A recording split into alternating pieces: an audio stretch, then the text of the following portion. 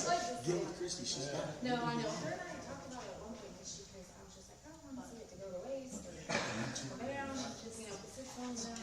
We toured it with the historic preservation people from the state. I know, it's like, And that's the first thing. Because it wasn't there, it was that time. They're gonna get the rest of it. And then we started with the guys from Miami. He flew up here and said, bye. Yeah. How wild is that?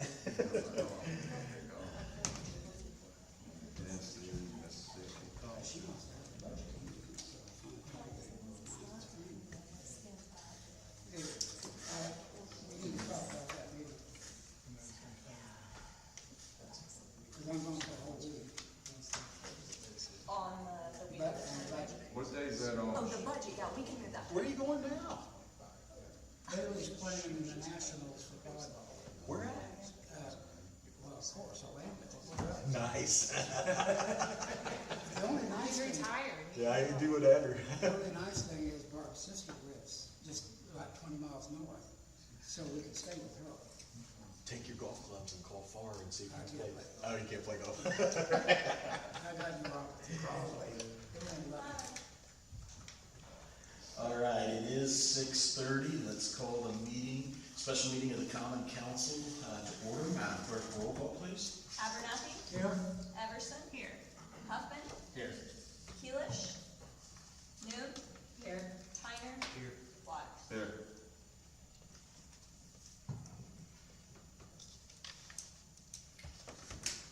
We could all stand for the pledge and then the president can do the prayer for us, please. Sure. Pledge allegiance to the flag of the United States of America and to the republic for which it stands, one nation, under God, indivisible, with liberty and justice for all. If you can just center yourselves, dear Heavenly Father, thank you for bringing us here together today. Help us to listen and make informed decisions moving forward for those in the community and everyone involved. In your name we pray, amen. Council and members of the audience, if we could have a moment of silence, please, for Matt Rodriguez and his family. His daughters were in a tragic car accident late last night. So if we could, one of the drivers of the vehicle did pass away, but his daughters are getting medical treatment right now. So if we could have a moment of silence for them, please.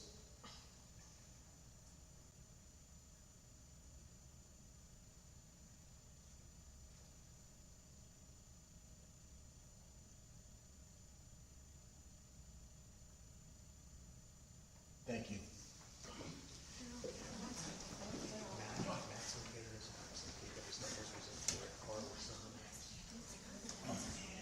So I'm not sure where they're getting treatment.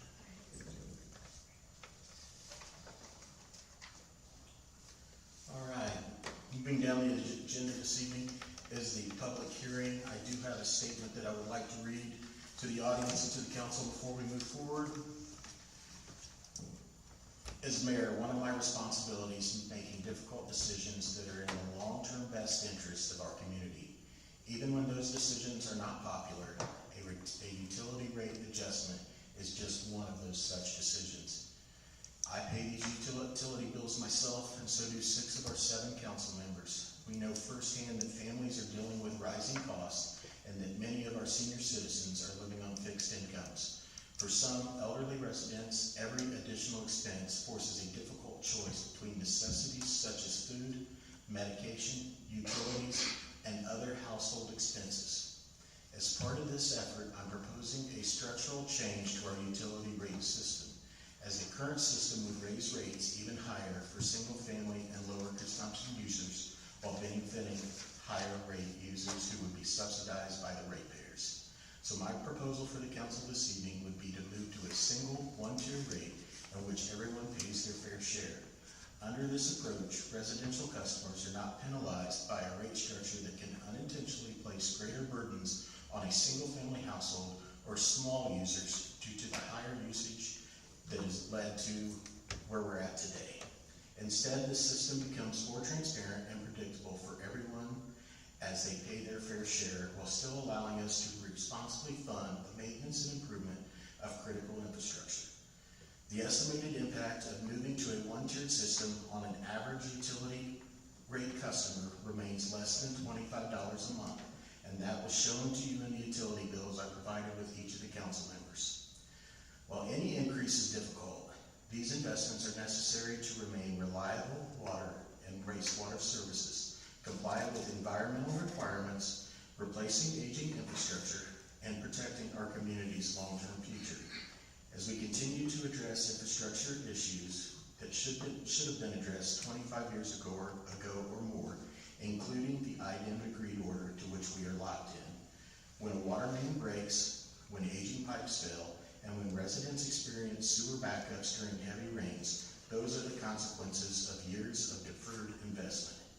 Ignoring those problems today would make them more expensive and more difficult to solve tomorrow. My commitment is to ensure that we are continuing to address long-standing infrastructure needs while keeping utility services as fair, stable, and transparent as possible. The people of Elwood deserve a system that is reliable today and sustainable for the future. But for the sake of transparency this evening, and to allow the council to fully understand what they are voting on and the impacts of moving to a one-tiered system, I would like tonight's meeting to be strictly a discussion, and Madam Clerk will announce when the official vote will take place. Madam Clerk? Okay, we can, go ahead and talk about it. June 29th would be the next meeting that would comply with OCA's. We've already had one extension, and this next extension is April to June 30th. The bids were done,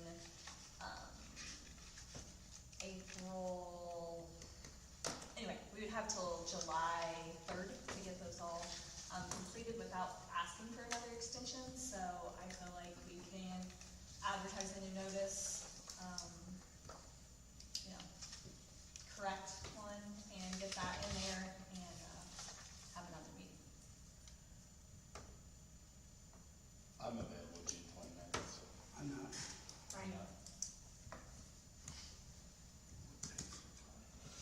It's a Monday. It's Monday. It's Monday. Monday the 29th. It's the last Monday of the month. I should be back late. That's the next question. So Kim, Stanley,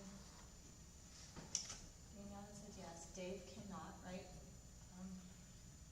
Can you do electronic? I've tried. That one will be easier. I need you to tutor me. You can, I want you to make a new Teams. I Yeah, can help him. we're I gonna, got you, Dave. You coming down to I the got church? you. the You problem's take the it. connection. Look at that. we just have to try it in here. I don't know if it will, yeah. We'll figure it out. Yeah. Jim, No questionable.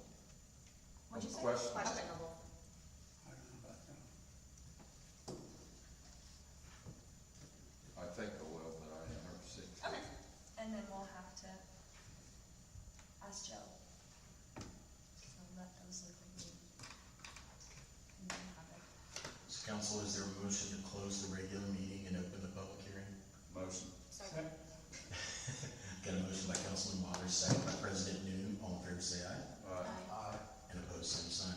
Public meeting is now open. If you'd like to come forward to the microphone and address any issues and discussions, opportunities for the rate increase.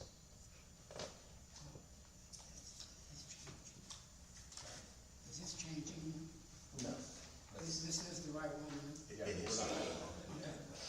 Yeah. I just want to discuss if anybody wants to discuss. I'm Matt Taylor from Red Gold. Obviously, most of you kind of know who I am. Come to you for other matters here at the council.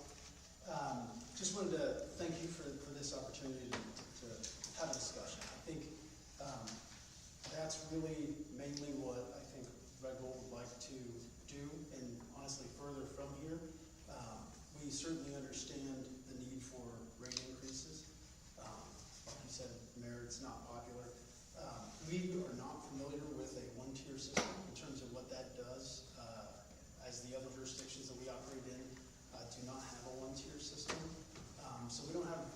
insight to know what that does, you know what I mean, the impact that that has to a town and a city. We did reach out to the Indiana State Chamber to see if they could provide some insight, because we thought that, you know, they would have that, maybe that perspective that we wouldn't have. One of the things that they talked about was that really that tiered system does tend to be an economic development driver. It helps bring businesses to the community. Now, I was gonna ask, you know, that we take some time to consider, you know, maybe it's a study of the economic impact of the rate structure that's being proposed, especially with the abruptness of it, it being immediately going from a tiered system to the one tier rather than a phase-in. Not sure if that's been considered. Also comparing how other similar situated communities are handling this for large industrial users, as well as, and I think this is really the important one that Red Bull would like to offer their time to consider this with the city, would be considering alternatives that might help protect the financial health of the water utility without creating a sudden cost shock for employers. And I know the city has done a lot with that. I mean, I come to these meetings, the regular meetings a lot, and, you know, and the Board of Works, and so I hear all the projects that are going on. So that's not lost on us. But I do think good things have happened in the past when Red Gold and the city of Elwood partnered and put our heads together to come up with creative solutions. Maybe that doesn't work here, but maybe it does. And I think maybe that's the opportunity that we would be interested in. So part of this rate increase, Matt, is to assist with some Okra funding where the city had received $750,000 for water line replacement in the Dooleyville addition. And what that had was, that was our most problematic area where there were several leaks that would occur in that neighborhood in different areas. So that's why Dooleyville was picked. So we applied for a CD, Community Block Development Program through Okra, and they awarded us $750,000, which that deadline is June 30th for us to be compliant, or we forfeit that monies. Now, the other thing that we have is the agreed order with IDEM, and we are currently on phase 3 of that agreed order. And the IDEM agreed order is for the wastewater treatment center, because we are a combined sewer system. So with that being said, we have signed, we didn't, but in 2008, the administration there signed an agreed order with IDEM that legally binds us to make progress in certain amount of timelines. So on October 23rd of 2025, I had asked IDEM specifically if we could push back phase 3 because of not wanting to raise the rates. And their response was, I've collaborated with some people in the office, and it has been this office's stance that the rates not being raised is not a reason for projects for the long-term control plan implementation to be delayed. It is the city's responsibility to keep the approved implementation schedule, seek an amendment or additional time if the financial burden allows it and is within the time frame specified in the SGA. These are some of the stipulated penalties in the city's SGA documented signed in 2008, and it goes through being fined $500 a week for this, $500 a week for that, $500 a week for so-and-so. And I've got a copy that I'd be glad to share with you on that. But not raising rates is not an excuse. And the phase 3 of the long-term control plan is an estimated $8.3 million. So that's where we have a significant financial problem, because right now, when we were on the city council in 2012, we did phase 1. Phase 2 was done in the first 4 years that I was mayor, and then phase 2 was done in the first 4 years I was mayor, and then we moved to phase 3, and we were trying to push it back as far as we could so the ratepayers weren't affected. On phase 3, we are looking at putting in a new water interceptor that would collect 20 million gallons of water a day to help treat it and dispense it out into the creek. Because currently, right now, we are able to treat everything that's coming to the plant, but the problem is we can't get any more to the plant. It's bottlenecking into the system. So using one of these Rain King or Storm King interceptors would allow us to create or capture 20 million gallons on any significant rain events, and it would slow down the bottlenecks in the system. So when you see on social media, or you hear one of your constituents call you that, hey, my toilet doesn't flush when it starts raining because the rainwater's going in the inlets, toilet water's going in the same place to be treated. So this interceptor would help capture that and eliminate some of the problem. But it comes at a cost. It's like $8.3 million.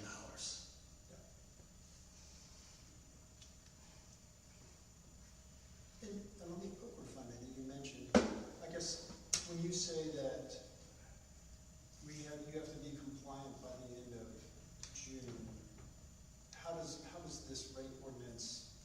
So our rates have to be implemented by then to make sure that we're eligible for the $750,000 because we've asked for extensions for Madam Clerk. Yeah, this was our second. This was our second extension to make sure we can get the rates in line for it to make sense. And you're saying it just has to be approved, I think, not effective. Correct, approved, and then they would submit those to Okra for the additional funding of the $750,000. You know, and it is all this, like the rate structure that was come up, like what is the financial data kind of backing that? Is that Reedy? It is, Reedy Financial worked on the utility rate study, and the plan to utilize this money is for O&M, water line replacement, and then the phase 3 agreed order. So the huge impact is on the sanitation bills and the wastewater bills, and there's the minimal impact on an average user for water. So like, for instance, my bill runs, and I'm a family of 6, and I have a high consumption because my kids think that they need to leave the water running all day, but my bill runs, my last bill was $109.56, and that was on an 8 consumption. And my new bill would have went up on an 8 consumption, and that's water, wastewater, and trash, $144.28. So I would have seen a $34 increase for myself. Now, a 2-family household like Councilman Abernathy would see a $21 increase on his utility bill because his consumption is only a 3. Good. So that's where I've broken down so the council can truly see like our average user of a two-member household, maybe it's a 3-member household compared to a 6-member household that has a high consumption of 8, and that's probably way higher than what we should be using, but you know, I got kids, so it is what it is. But yeah, mine would increase $34 from a single family standpoint. And did Reedy do anything with respect to economic study in terms of the economic impact potential of such a rate differential? I mean, I get that we have the requirements, but is there any, has there been any consideration given to the ability to attract and retain businesses with the structure change? That wasn't part of the study. It was all merely existing customers and what the rates would be. Okay. Is that something the council, I guess that's what I would say is from my perspective, it seems like that should be something that the council should consider. Council, do you guys want to chime in?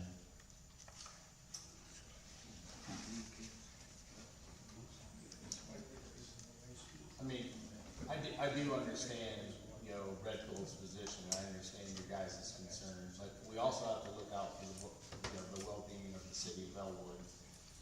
You know, you guys operate your business here in town, and we appreciate your business, and we're glad and happy to have you guys here.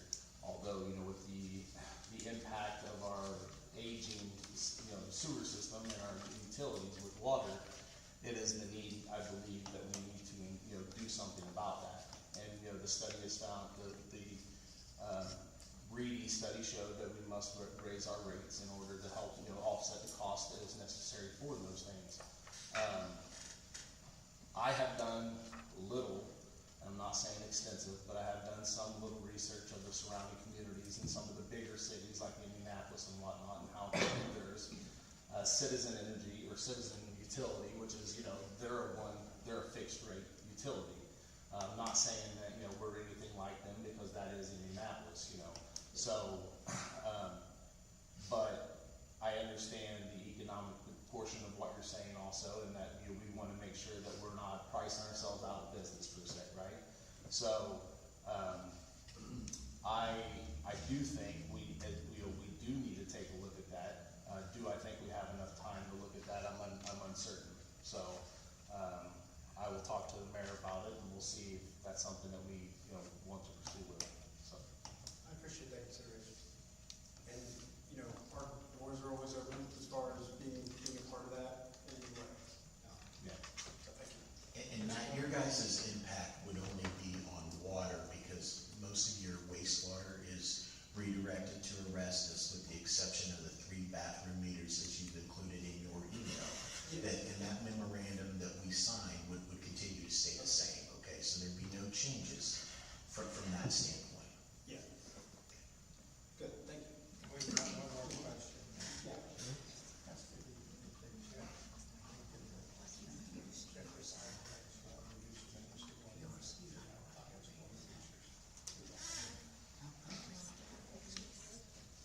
So another question, maybe this will bring you in, but has there been any, I know we've been scrambling to kind of understand what things were, but has there been any contact with the 5 highest users in the city, just to see kind of what that does for them, or have conversations with them? Mrs. Basham and I have talked amongst each other on the increases that they would see, and I've got those totals here. One of our biggest users was obviously the dialysis center, but they are no longer in business, so that was one that we took off the list. Excuse me while I scroll through some text here.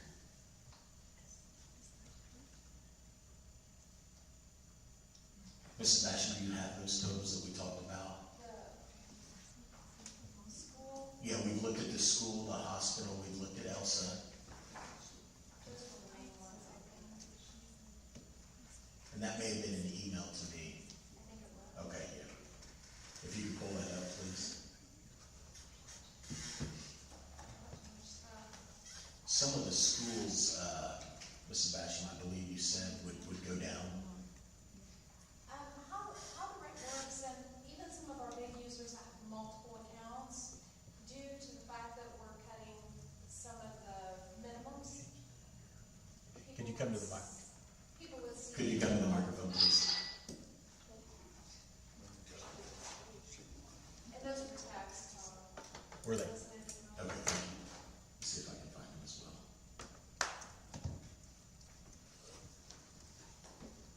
So how the rate structure's set up is that some of the, if you have a 2-inch meter bit, I can't speak of any names on the council, because I can't do that without permission, but we have one business that has a 2-inch meter, and their consumptions are 1s and 0s. So they're paying right now based on that minimum usage that they're allowed in water, and so they're, I'm gonna say $500 and some a month, and they're only using the 0 and 1 consumption. So they're paying a lot of overage, and we found several people that were paying a lot of overage based on meter sizes with other businesses and apartment complexes, and so those would be adjusted down on their bills. Kind of offset the sewage in a sense. And Matt, one of the things that I found doing this research, that between 70 and 80% of municipal utility companies do a single-tiered system. So there's a 30% out there that do the tiered or the structured rating, but 70 to 80% do the 1 tier. And when you did that research, is that utilities or public utilities? It would be publicly owned water and wastewater. Okay, so municipal or? Yeah, municipal, not privatized. Okay. Now, I did look at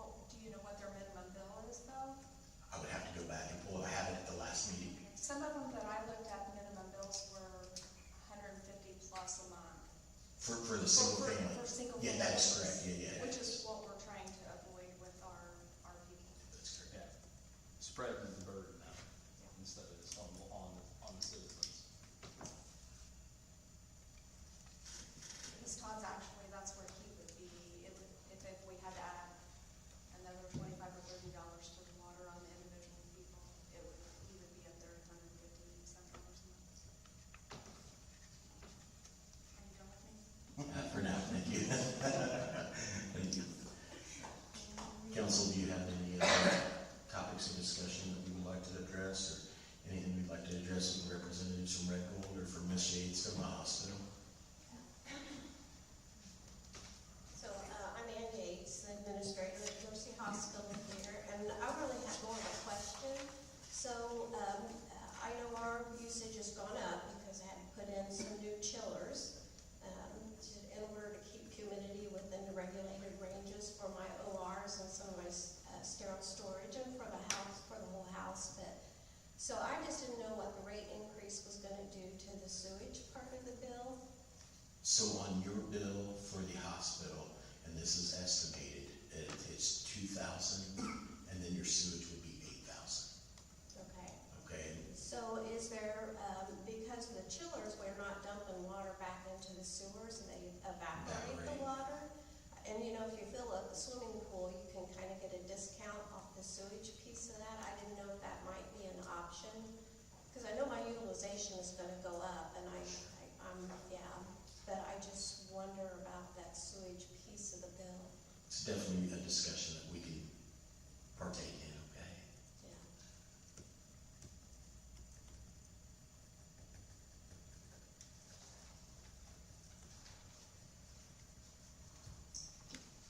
Council, do you have any questions for Ms. Yates? I'm sorry, I was going No, back that's through, okay. through my notes to make sure I had answered your question right. Okay, yeah, we can definitely have that discussion. All right, thank you, Ms. Yates. Council, do you have any comments or any concerns, anything you want to talk about? Madam Clerk, I believe you sent the utility study back out on May 5th. Yeah, it was, no, not the 5th, 11th. 11th, excuse me, so May 11th.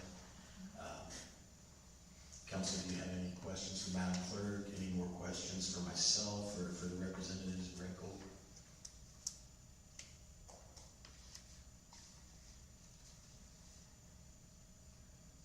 Matt, have you taken a look at the impact of what your bill would be?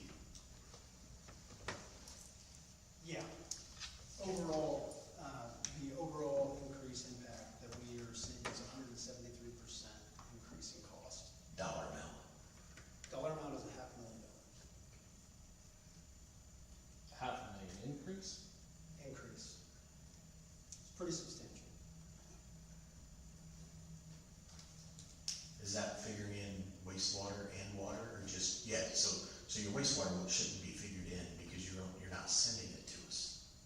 You're sending it. No, I mean, the billing, like, that is excluding that part of it. It's the water increase and the sewer increase as we pay today with these rates overlay. I would love to collaborate and make sure that, Yeah, let's meet when you get time tomorrow, we can take a look. yeah, Okay, because that'd be great. what I have is an increase of $372,551 for water. And then the only thing you would be billed for is your bathroom meters coming out of that. What we agreed to now. So I want to see that math on paper just to Yeah. fully understand, because the impact that I had was $372,551.31, and that was a rough estimate using the 2025 consumption. Yeah, And then we'll just make sure our numbers are right, okay? yeah, that'd be On great. our end, and so we fully understand it. Yeah. Thank you.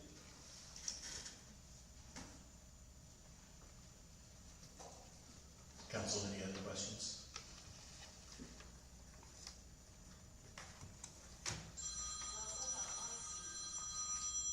Audience, any other questions?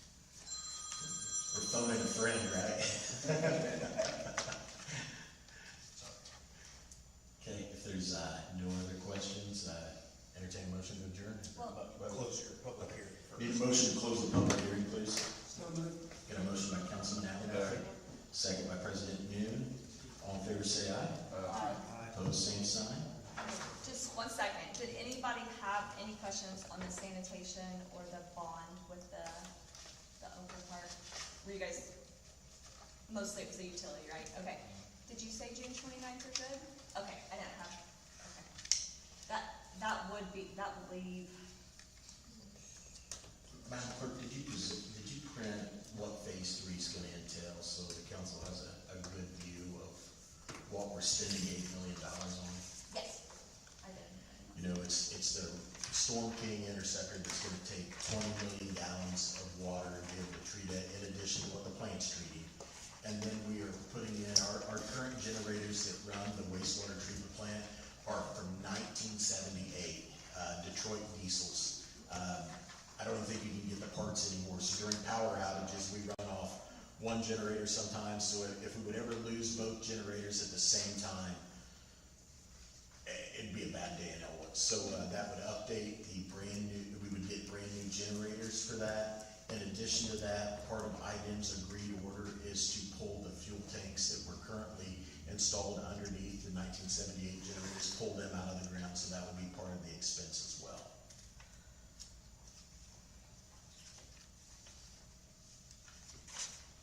And you know, council, I've said this before, we've talked about it, we tried to do water line replacement just with our existing rates, and Glenn and I found out real quick that, we were able to do 2 blocks, and we worked through over $200,000, and it's just not feasible for us to do that. You know, it comes when the community crossings money comes and we start paving, and you know, it's always a double-edged sword because, hey, it's great, we're paving roads, but the vibration of those machines are busting our pipes, cracking our pipes. You'll go down South 8th Street right now, and that was a road that we recently paved, and there's 3 utility cuts at the East Main Street Christian Church entrance because of just aging infrastructure, failing infrastructure. We have people that call up during significant rain events, and we've had a lot of those recently. Hey, I can't flush my toilet when we're getting, you know, 15 million gallons a minute rolling into the plant, or whatever it may be. Well, it's because of the combined sewer system, and you know, we're working towards separation of that, and Red Gold was a huge help on 22nd Street in separating that line and helping divert some of that water. But we've got situations all through town. There's neighborhoods where, you know, Glenn and the guys and Josh go down and look in basements that are flooded. You know, maybe the house was built in the 1800s and maybe early 1900s, and they didn't put backflow preventers in, so they just have drain plugs in their basement, and they're blowing their drain plugs, and the raw sewage is just flowing in because there's nowhere else for it to go. So a lot of our recommendations have been for homeowners to install backflow preventers, but for us to continue to treat as much water as we can safely and dispense it out into the creek. Phase 3 will be a tremendous help for the agreed order. Phase 1 was good. You know, we did phase 1. We looked at what the results were. We studied that, and what we initially thought phase 2 was going to be. We changed direction completely because phase 1 had such a positive impact. Phase 2 was the same thing. We're treating everything that we can get to the plant, but it's getting bottlenecked into the system, which is causing the basements to overflow, the slow flushing the toilets. Now, if we can take on another 20 million gallons and get it treated with a Storm King, then that can help eliminate some of those issues. Part of that's going to be putting in a lift station to help pump the water to the plant in different areas. So it's a good investment. I think it's a smart investment, and it's definitely going to help a situation that we didn't create. It made sense when they designed Elwood. Hey, let's use one pipe, everything flows into it. A lot more cost effective, but you know, now we're dealing with the ramifications of that. So it's a huge opportunity. I think we'll still have to do a phase 4 and potentially a phase 5, but it just depends on what the impacts are on each phase and what direction we need to go. My home, we had a lot of rain, bi-level, living space downstairs, $14,000 worth of damage.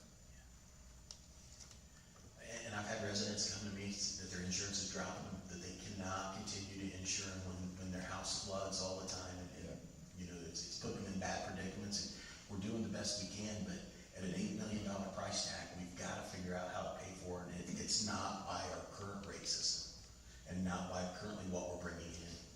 You know, when I came in 2016, how long? We haven't done a rate increase. In 5? Yeah, we haven't done a rate increase in 5 years, and when I came in 2016, there was a lot of overhead at the utility departments, and that all got reduced. Like, we were running bare bones, and there is not a lot of wiggle room to cut anywhere else, and the price of everything continues to go up. Hey, Allison, have they quoted us really potential rate and term on this bond? For the water bond, right, this one, yes, let me look. I'm just Yeah. curious of what the market is right now. Not the term, but the year, yes. Well, Not a rate. So they have to do something to come up with. yeah, just a second,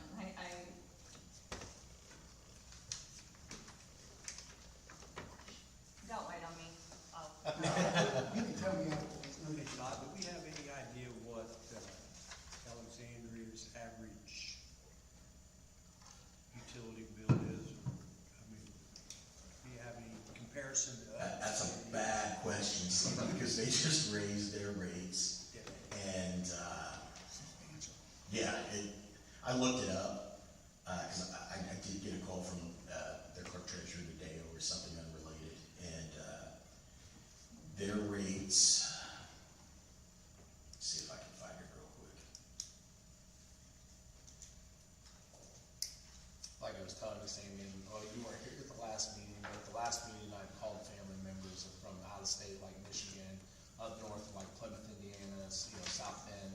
The family members that I had up there, and inquired to them, like, what was their basic utility, or what was their water bills, And a lot of those have the same family as I do, two-member family, and they were pricing $150 to $180. And that was minus their, trash. Their trash was on top of that. So, and that's why I said at the last meeting, Elwood is a good place to live when it comes to your water utility, because we're not as high as what some other communities are in the area. Yeah. And I didn't, thought.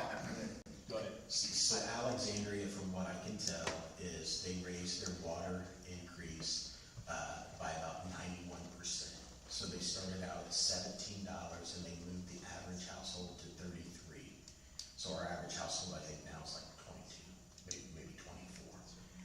They moved the sewer rate by about 39% for an average bill, and it said rising from $55 to $76 per month.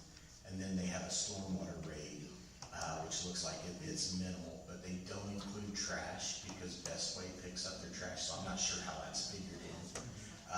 The reason that they had to raise rates wasn't because of an agreed order, but it was because of the state board of accounts had told them that they're running too many accounts negatively and in the red, so they had to offset that. We did find that, it was 5%, so that is higher than what we'll probably, so Yeah, that would be a lot. conservatively, yeah, it's 20 years still.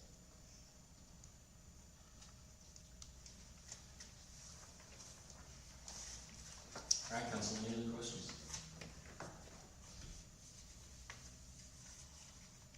No other questions, I entertain a motion to adjourn. Motion. Got a motion by Councilman Huffman, second by Councilman Waters, all in favor say aye. Aye. And opposed, same sign.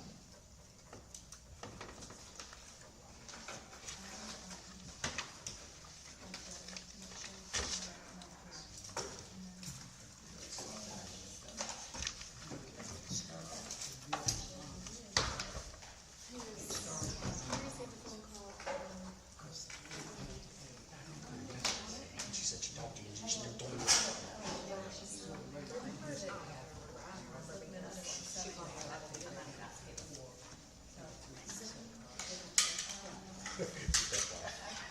That's the bond. Oh, does anybody else want your bill, your trustee that is, for you guys? I sent them all an email.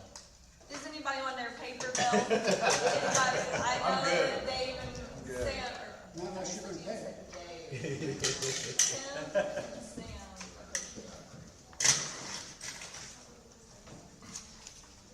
Is that your box over there?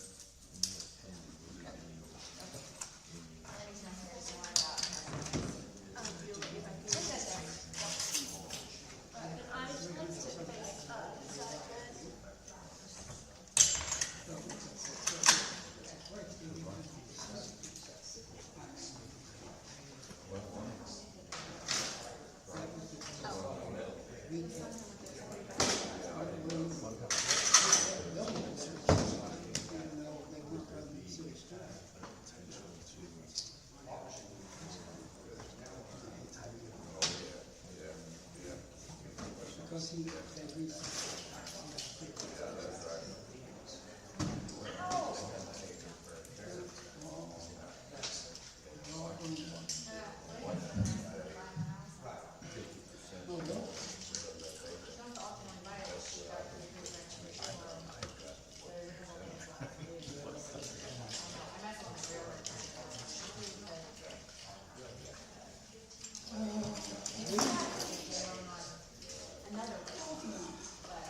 When I did mortgages, we did not make it.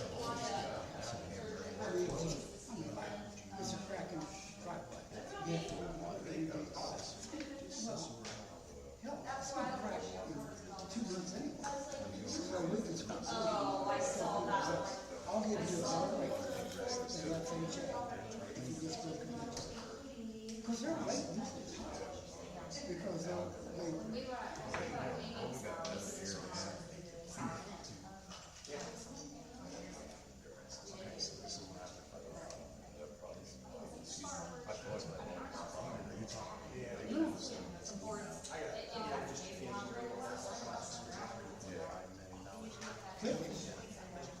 Well, you can create a new thing. There's things we know we have. Well, and we do it. I have.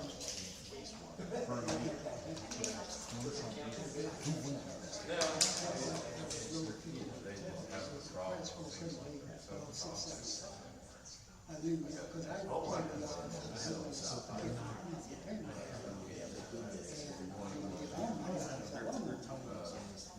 it's really nice. Two houses, three houses. Do you know where smoke is? Okay, three houses back.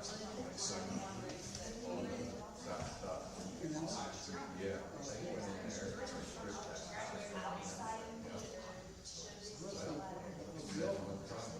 All over the place. Months, not long. Well, in one lady,